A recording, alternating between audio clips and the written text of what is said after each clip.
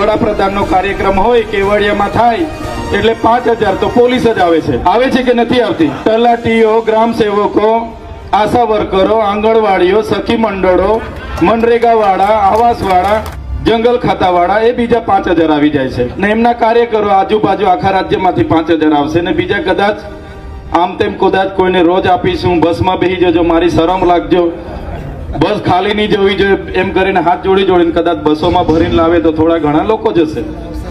પણ જે પ્રકારની એમની નીતિ છે એમનો મારે કોઈ વ્યક્તિગત કોઈ પાર્ટી સાથે કે કોઈ વ્યક્તિ સાથે વિરોધ નથી, પણ જે પ્રકારે આઝાદી પછી આદિવાસીઓનો ઉપયોગ થયો છે મારે એનો વિરોધ. જે પ્રકારે નવા પ્રોજેક્ટોમાં આપણે હર હંમેશ જમીનો આપી છે, ડેમો માટે આપણે જમીનો આપી છે, જીઆઈડીસીઓ માટે આપણા પરથી જમીનો છીનવાઈ છે, જીએમડીસીમાં આપણી જમીનો છીનવાઈ છે, કોરિડોરમાં આપણી જમીનો છીનવાઈ ગઈ છે. બધી જ જગ્યાએ આપણું યોગદાન લઈ અને જ્યારે આપણા વિકાસની વાતો આવે ત્યારે એ લોકો જે અનદેખી કરે છે એનો હું વિરોધી છું. ઊંચી પ્રતિમાઓ કેવડિયામાં બનાવી દેવાથી, મોટા બિલ્ડિંગો બનાવી દેવાથી, ઊંચા આવાસો બનાવી દેવાથી, મોટા ડેમો બનાવી દેવાથી આપણો બધાનો વિકાસ નથી થવાનો.